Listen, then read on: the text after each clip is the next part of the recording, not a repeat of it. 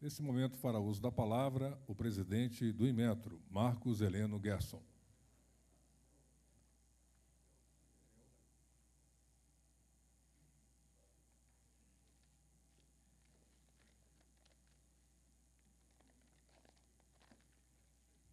Senhor presidente Bolsonaro, nosso presidente, ministro Paulo Guedes, nosso guia aqui na economia, demais autorizados aqui presentes, como nossa secretária Daniela Marques e todos que estão acompanhando esse evento, seja presencial, seja pela internet, membros do governo e, principalmente, representantes do setor produtivo que se encontram aqui no dia de hoje, nesse evento que é tão importante.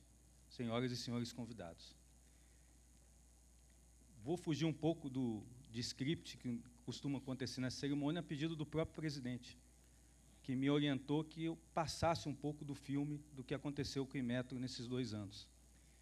E eu lembro, presidente, 2 anos atrás, um pouco mais de 2 anos atrás, início de fevereiro de 2020, quando eu entrei na sala do senhor, e para mim era uma emoção muito grande, porque eu, pela primeira vez na minha vida, eu entrava no gabinete do presidente da República. E eu lembrei do general Heleno comentando da importância da instituição Presidência da República, que isso tinha que ter uma importância sagrada dentro desse país.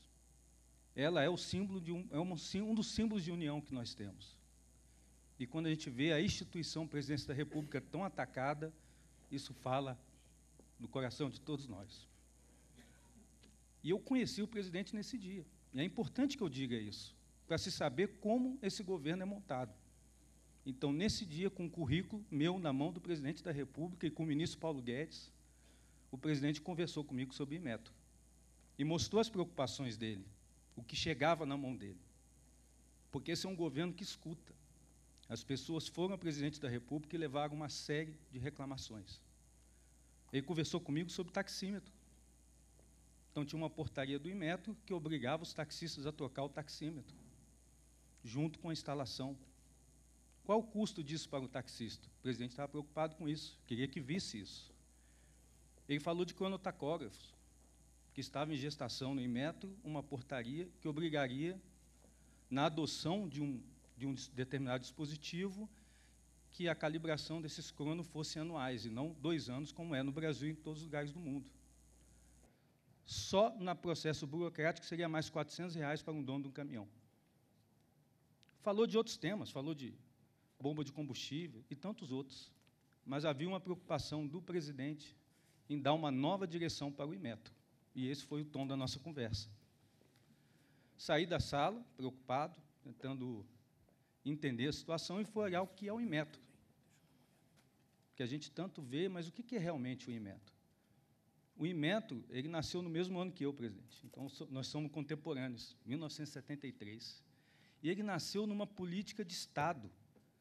O Brasil, no início dos anos 70, entendeu que ele ia precisar competir na década de 80, que ia se tornar um mercado consumidor importante, e precisava industrialização, precisava de bens e produtos manufaturados. E o Inmetro cumpriu essa missão. Na década de 80, o Brasil fabricava geladeira, TV, aparelho de ar-condicionado, o que for. Então, o Inmetro entregou isso. Então, como é que eu junto essas 2 imagens do Inmetro? Esse Inmetro que entregou, ajudou no desenvolvimento da qualidade desse país, de você ter uma indústria forte, e o Inmetro que foi me relatado com tantos problemas. Fui fazer meu dever de casa. E qual é o dever de casa que o presidente da República orienta para todos os membros do governo? Escute. Escute quem está sofrendo. Escute as dores da população. E eu fui escutar, primeiro, o setor produtivo. O que está acontecendo? Início de fevereiro de 2020, antes ainda da pandemia, lá em São Paulo, de 20 em 20 minutos, eu escutando empresas e associações me trazendo os problemas que eles tinham com o Inmetro, um rol. Basicamente, o que me relataram? Vários estão presentes aqui hoje, ministro Paulo Guedes, vários estão aqui hoje.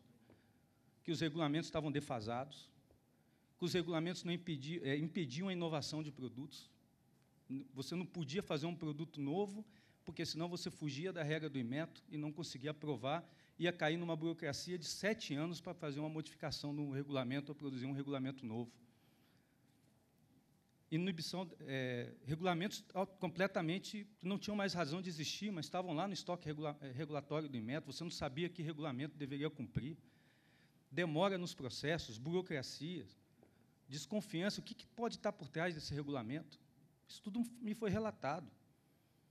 E também se falou de um novo modelo regulatório que estava sendo imposto pelo Inmetro e que o setor produtivo achava que tinha que discutir isso, porque não estava de acordo. Mas isso a gente fala um pouquinho mais à frente. E aí eu fui olhar para o Inmetro. Mas, afinal, o que é esse Inmetro de hoje? Fui ouvir também dentro do Inmetro o que está acontecendo. Conversando com várias pessoas, e aí, do diretor ao faxineiro, eu escutei as pessoas do Inmetro.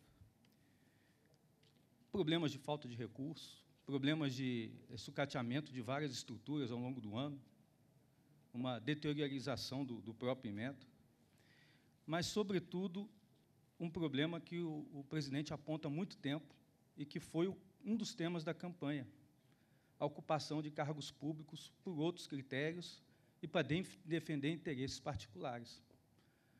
E o que acontece é que um instituto como o Inmetro acontece a mesma coisa que aconteceu com o Banco do Brasil, o BNDES e tantos outros, Petrobras, nós vimos esse filme, que ele passa a ser um instrumento para defender interesses próprios e não um instrumento para promover a indústria de um país e o desenvolvimento econômico.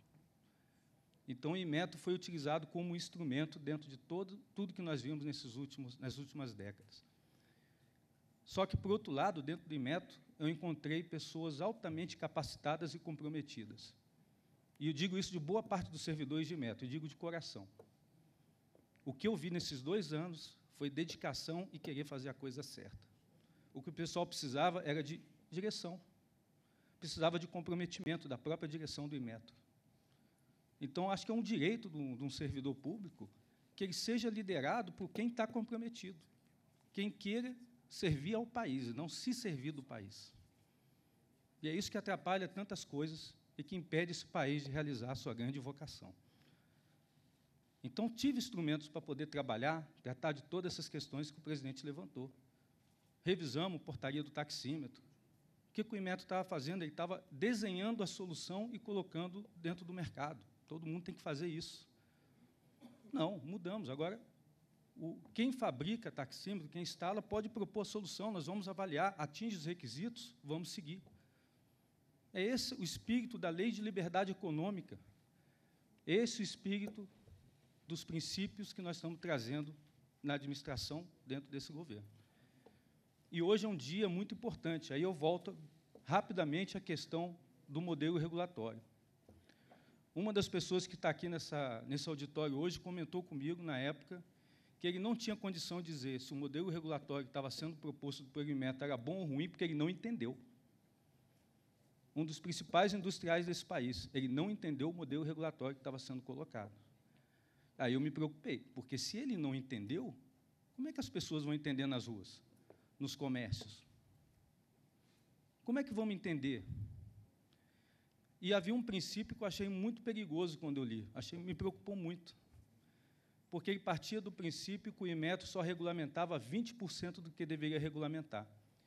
E aí, ministro, aí eu me preocupei, porque um governo que está promovendo uma agenda de liberdade econômica, de menos Estado, de mais Brasil, menos Brasília, como é que nós vamos colocar na praça um modelo que aumenta em 5 vezes a regulamentação do Inmetro sobre a sociedade? Então, vamos rever e, principalmente, vamos construir, junto com o setor produtivo, essa solução. E foi isso que fizemos, ao longo de 15 meses. Levou esse tempo por causa disso, que tinha que ser construído. Isso aqui é um pacto com a sociedade, em que o Inmetro estabelece qual é a sua regra, deixa isso claro e coloca as obrigações para si mesmo. E, com isso, nós podemos falar de uma coisa muito moderna que chama qualidade regulatória. E, a partir desse modelo, presidente, é para não ter mais desconfiança se um regulamento do Inmetro atende interesse de A, de B ou de C. É para saber quanto custa a implementação desse regulamento, quanto vai custar para as pessoas, para as empresas.